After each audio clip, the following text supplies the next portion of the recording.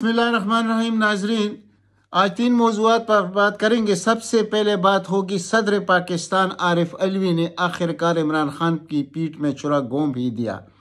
ये क्या है, इस पर बात करेंगे। दूसरी तरफ बात करेंगे वज़ीर आज़म काकड़ साहब ने PTI और बल्ले के निशान का साथ दिया है कि ये भी रहेगा इलेक्शन में और PTI भी इलेक्शन में होगी। ये क्या माजरा है, और साथ बात करेंगे कि जाते जाते chief justice of Pakistan Umar Ata Bandial साहब क्या बम फोड़ने वाले हैं। ये बहुत ज़रूरी चीज़ें हैं जो आपके सामने रखने हैं। तो सबसे पहले आइए शुरू करते हैं सदर आरिफ अलवी से।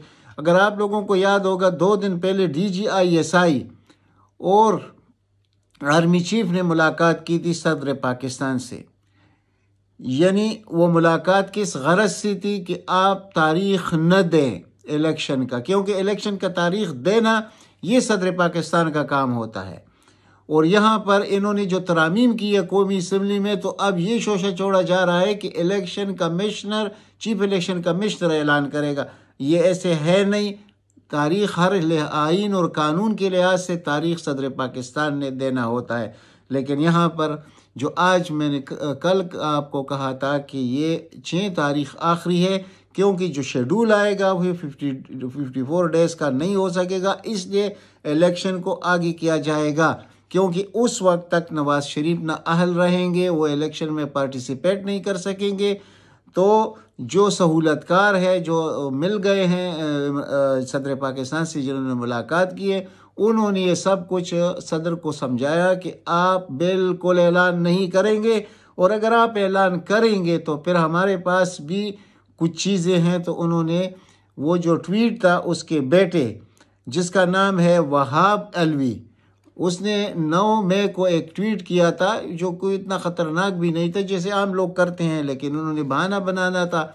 और आरिफ अलवी कमज़ोर दिल का इंसान है, और यही एक मसला है कि जब हम कहते हैं कि इस पार्टी में कौन कौन किस किस किस्म के बुज़दिल और मौका परस्त लोग मौजूद थी PTI में, वो हम सच कहते हैं। जब भी हम बात करते हैं उसका सबूत देते हैं।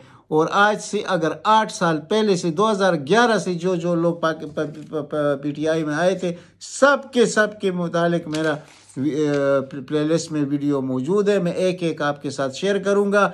वो तकरीबन 8-9 लोगों के साथ, और 8-9 लोगों ने इमरान खान के साथ क्या किया है। उसमें ये शख्स जब 2018 में सदर पाकिस्तान बना तो उस वक्त हमने कहा था कि बहुत कमज़ोर इंसान को बना दिया गया है। तो ये कमज़ोरी क्या थी कि एक बेटी की वजह से उसने वफा को जफा में तब्दील कर लिया। यानी वो वफादारी चली गई इमरान खान की, जो उसने वफा करना था इमरान खान के साथ। तो अब ये शोशा छोड़ा जा रहा है कि नहीं, यानी दूसरे लोग जो उसके अपने कुछ लोग मौजूद होते हैं पार्टियों में, अंदर लीडरों की भी लोग मौजूद होते हैं, तो वो कहते हैं कि नहीं, अलवी साहब ने बहुत ठीक किया कि वो इस कुर्सी पर बराजमा रहे जब तक नया सदर मुंतखब नहीं होता असम्बलियों से। तो ये एक गलत फहमी है जो लोग फैला रहे हैं। असल में जो कुछ करना था आरिफ अलवी ने वो करके दिखाया। यानी जैसे उसने वही काम किया जैसे कौमी असम्बली में तरामीम पास हुई। और तरीक़ाकार आपको मालूम है क्या है कि जब कौमी असम्बली से पास होता है एक बिल, वो जाता है सदर पाकिस्तान के पास, और सदर पाकिस्तान उसको 10 दिन के अंदर अंदर वापस भेज देता है।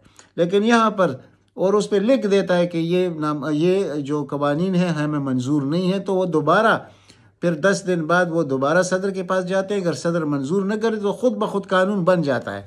लेकिन यहाँ पर आरिफ अलवी साहब ने क्या गेम खेला है वो आपके सामने मैं रखता हूँ कि जब आरिफ अलवी का जो स्टाफ था तो उनको भी मालूम था कि ये अभी जो हमारे पास आया है कौमी असम्बली से जो बिल पास हुआ है, तो उस पर सदर पाकिस्तान ने दस्तखत करने हैं। तो इसको चाहिए था कि उसी वक्त दस्तखत करके वापस भेज देता या एक ट्वीट कर देता कि बस ठीक है, ये मुझे मंजूर नहीं है। तो उधर असम्बली के पास तो टाइम नहीं था, ज़्यादा से ज़्यादा 1 हफ्ता था, और 10 दिन तो इधर ये इसके पास दोबारा भेज नहीं सकते थे। तो ये कानून नहीं बन सकता था। तो यहाँ पर कानून बन गया, और फिर सदर पाकिस्तान कहते हैं कि मेरे स्टाफ ने, मैंने तो वापस कर दिया, मैंने स्टाफ को कह दिया कि भाई इसको वापस भेज दो, लेकिन उसने पीछा नहीं किया इसका। उसको सारा मालूम था, ये इसमें शामिल था। तो उसने क्या किया कि जब एक ट्वीट किया कि मैंने तो इस बिल पे दस्तखत नहीं किया। जब कानून बन गया, 10 दिन गुजर गए, تو اس وقت اس نے ایک ٹویٹ کیا کہ اس پر تو میں نے دستخط نہیں کیا لیکن وہ قانون تو بن گیا، اور پھر کہتے ہیں اس قانون کے زد میں جو لوگ آئے ہیں، آرمی ایکٹ کی بات میں کر رہا ہوں، تو اس سے میں معافی کا طلبگار ہوں کہ مجھے معاف کرے کہ یہ غلطی ہوئی ہے، یعنی میرے ساتھ دھوکہ ہوا ہے، حالانکہ یہ بالکل غلط کہہ رہا ہے، جو کچھ بھی کہہ رہا ہے یعنی اس کو معلوم تھا، یہ دن رات ٹی وی بھی دیکھتا ہے، یہ اسی چیز میں موجود ہے اس کے اندر، اور یہ کہتا ہے کہ مجھے پتہ نہیں تھا، یہ میں نے تو واپس کر دیا تھا اپنے سٹاف کو کہہ کر، میں نے سیکٹری کو کہہ دیا ایم ایس کو کہ یہ واپس بھیج دے، تو انہوں نے واپس نہیں بھیجا۔ ایسے ہو نہیں سکتا، یہ ملی ہوئے تھے سب کچھ، یہ ڈرایا گیا، اور بزدل آدمی یعنی ایسی فیصلے نہیں کر سکتا۔ تو اب اس کو صرف بیٹے کا وہ دکھایا گیا ہے کہ یہ ہے آپ کے بیٹے کا ٹویٹ، آپ ایسا کریں گے تو ہم، اور بھی کچھ چیزیں ہوں گے جو ہمیں معلوم نہیں ہے، لیکن بہرحال کسی کا بھی وہ دامن صاف نہیں ہے، صرف ایک ہی شخص ہے جس کا نام عمران خان ہے، جو ہم ایمان کی حد تک کہہ سکتے ہیں کہ ہر طریقے سے صاف و شفاف انسان ہے، یعنی مالی معاملات میں، ملکی معاملات میں، اس میں کوئی دو رائے کسی کی نہیں ہو سکتی۔ لیکن جو فرنٹ لائن پر جو لیڈرشپ تھی، جس میں زمانوں سے ہم یہی باتیں کرتے رہے کہ یہ جتنے بھی لوگ ہیں یہ وقت آنے پر یعنی پیٹھ میں چھرا گھونپیں گے اور دغا دیں گے، اور وہی کچھ کر دیا اس نے۔ اب یہ عجیب قسم کی چیزیں ہو رہی ہیں اس وقت۔ تو دوسری طرف ہم بات کریں گے کہ یہ جو انوار الحق کاکڑ صاحب ہے، اس کا ایک بیان آیا ہے اور صحافیوں کے ساتھ کہ ہاں جناب پی ٹی آئی بھی الیکشن میں ہوگی اور بلے کا نشان بھی ہوگا۔ اب یہاں پر لوگ اس کے تعویلات پیش کر رہے ہیں کہ، بلکہ میں ایک شخص کو سن رہا تھا کہ جناب وہ دیکھیے جو محمد خان جنید جو بھی تھا، بہت کمزور وزیر اعظم تھا، جب 1985 میں غیر جماعتی الیکشن میں وہ منتخب ہوا تھا، تو جب اس نے بھی پر نکالنے شروع کر دیے اور کھڑا ہو گیا ضیاء الحق کے سامنے، تو پھر نواز شریف نے مخبری کی، اور اس مخبری کے انعام میں وزیر اعلیٰ بھی بن گیا پنجاب کا، اور آگے جا کر اس کرسی تک بھی پہنچ گیا۔ اس کا خیر ایک تاریخ ہے نواز شریف کا کہ جس نے احسان کیا اس کے ساتھ اس نے کیا کیا، یہ پوری دنیا کو پتہ ہے کہ نواز شریف کا یہ ایک بہت بڑا تاریخ ہے۔ غلام اسحاق کے ساتھ اس نے کیا کیا، ضیاء الحق کے اولاد کے ساتھ اس نے کیا کیا، اور جتنے محسن تھے اس کے سب کے ساتھ اس کا یہی طریقہ کار رہا ہے۔ یہ لمبی تاریخ ہے نواز شریف کی، لیکن بہرحال یہ جو بیان آیا ہے تو اس میں یہ کہا جا رہا ہے کہ جو نجو صاحب کے ساتھ جس طرح ضیاء الحق یعنی جو نجو بھی میدان میں آ گیا تھا، تو ہو سکتا ہے ابھی یہ امید کی جا رہی ہے کہ انوار الحق کاکڑ صاحب بھی پر تول لیں گے اور وہ وزیر اعظم بن کے دکھائیں گے، یعنی کسی سہولت کار، جو اس وقت ہمارے ہاں جو سہولت کاری تو بہت عام چیز ہے پاکستان میں، وہ صاف ہم کہہ دیتے ہیں کہ آرمی اسٹیبلشمنٹ، یعنی اس وقت بھی آرمی اسٹیبلشمنٹ تھی 75 سال سے لے کر آج، لیکن آج جس حالت میں موجود ہے انتہائی خطرناک صورت میں موجود ہے، یعنی کہ ملک کا اس وقت یعنی کہ جو حالات ہے اور ملک جن خطرات سے دوچار ہو چکا ہے، تو شاید 75 سالوں میں ایسے کبھی نہیں تھا، اور اس وقت ہر ایک چیز کو مفلوج کر کے رکھ دیا گیا ہے۔ عدلیہ کا کوئی اختیار نہیں ہے، بیوروکریسی کا کوئی اختیار نہیں ہے، الیکشن کمیشن اپنی مرضی سے کچھ نہیں کر سکتا، بلکہ وہ تو چاہتا بھی یہی ہے چیف الیکشن کمشنر، اور جو وزیر اعظم ہے وہ بھی آپ دیکھ رہے ہیں کہ وزیر اعظم بھی کس کا ہے، یعنی کہ اس وقت ایک قسم کی یعنی مارشل لا پلس ہے پاکستان میں، یہ صرف مارشل لا نہیں ہے۔ تو اس میں عارف علوی صاحب جیسا آدمی کیسے ٹھہر سکتا ہے، اور یہ اس کا مقصد کیا تھا کہ نواز شریف کو کیسے لایا جائے گا، کیسے اس کو حل کیا جائے گا، اور پھر الیکشن میں کیسے اتارا جائے گا اور کیسے وزیر اعظم بنایا جائے گا۔ لیکن یہ دور کے ڈول ہے، سہانے تو لگتے ہیں لیکن ایسا ہے نہیں۔ اب اس سے اندازہ کیجئے کہ چیف الیکشن کمشنر نے کیا کیا، یہاں سے آپ کو اندازہ ہو جائے گا کہ اس طرح آسان نہیں ہے کہ جب پچھلے ہفتے انتخابات ہوئے کے پی کے میں 72 حلقوں میں، تو آؤٹ آف 72 یعنی 66 سیٹیں وہ کون جیت گیا؟ P T I. تو اس چیف الیکشن کمشنر کو تو مرچ لگ گئے، اور اس نے کیا کیا کہ جا کر اس نے فوراً چیف سیکرٹری KPK کو تبدیل کیا، اور اس کو جو لیٹر دیا گیا اس میں یہ کہا گیا کہ آپ اس پوسٹ کے لیے کریڈیبل نہیں ہے، آپ اس کے اہل نہیں ہیں، یعنی کیونکہ آپ نے، یعنی مطلب یہ تھا کہ آپ نے کیسے PTI کو جتایا، یعنی آپ کی ہوتی ہوئی PTI کیسے جیت گئی، یعنی یہ ہے ہمارے ملک میں اس وقت۔ دوسری طرف عدالتوں کو دیکھ لیجئے، لوگ ضمانتیں لیتے ہیں، وہ 10ویں بار یعنی کہ ایک بوڑھے شخص کو گرفتار کیا جاتا ہے، اور خواتین کو جیلوں میں رکھا ہوا ہے۔ 10,000 سے زیادہ لوگ جیلوں کے اندر بغیر کسی جرم کے بند ہے، تو اس کو آپ مارشل لا پلس نہیں کہیں گے تو اور کیا کہیں گے؟ یعنی سیدھی سیدھی بات کرتے ہیں، ہم کسی کی دشمنی میں نہیں کرتے، ہم جو حقائق ہے وہ سامنے، جو گراؤنڈ ریالٹی ہے وہ آپ کے سامنے رکھتے ہیں۔ تو یہ سب کچھ ہو رہا ہے پاکستان میں۔ تو اب چیف الیکشن کمشنر نے یہ جو نیا کارنامہ کیا ہے کہ اب الیکشن شیڈول بھی نہیں آیا۔ یہ تب ہوتا ہے کہ اس کے اختیارات ہوتے ہیں ٹرانسفر اور پوسٹنگ کے، کہ جب الیکشن کا شیڈول اناؤنس ہوتا ہے، لیکن وہ ابھی ہوا نہیں ہے۔ صدر پاکستان نے تو ڈیٹ نہیں دیا، تو الیکشن شیڈول کیسے آئے گا؟ وہ تو ابھی اب اس کی مرضی ہے، چیف الیکشن کمشنر ہی بادشاہ بن گیا ہے، یعنی اس کے اوپر تو بادشاہ ہے، لیکن وہ اس وقت اصل میں بادشاہ چیف الیکشن کمشنر ہے، یعنی کہ سویلینز میں۔ تو اب اس نے ایک اور کام شروع کر دیا کہ کراچی میں اور ہر جگہ اس نے بڑے بڑے عہدوں پر پولیس کی تعیناتی، بیوروکریسی کو تبدیل کرنا۔ یہ اس کا کام نہیں ہے جو اس وقت یہ کر رہا ہے، لیکن یہ ہر اس جگہ کو فل کرنا چاہتا ہے جہاں اس کو ڈر ہوتا ہے۔ یعنی اندرونی سندھ تو اس نے کچھ نہیں کیا، لیکن کراچی میں یہ سب کچھ کر رہا ہے، کیونکہ کراچی میں جو سپورٹ بیس ہے وہ تو عمران خان کا ہے۔ یہ کس طرح بھی کوششیں کرے MKM کو کسی سے ملائے، دوسروں کو MKM سے ملائے، یہ حربے کامیاب ہونے والے نہیں ہے۔ ووٹ کے دن وہی فیصلہ ہوگا جو KPK نے 72 سیٹس میں ابھی کر کے دکھایا ہے، اور اس سے پہلے بھی آپ کو پتہ ہے جتنی ضمنی انتخابات ہوئے ہیں، اکیلا عمران خان 8 سیٹوں سے منتخب ہو چکا ہے۔ تو یہ ہو نہیں سکتا۔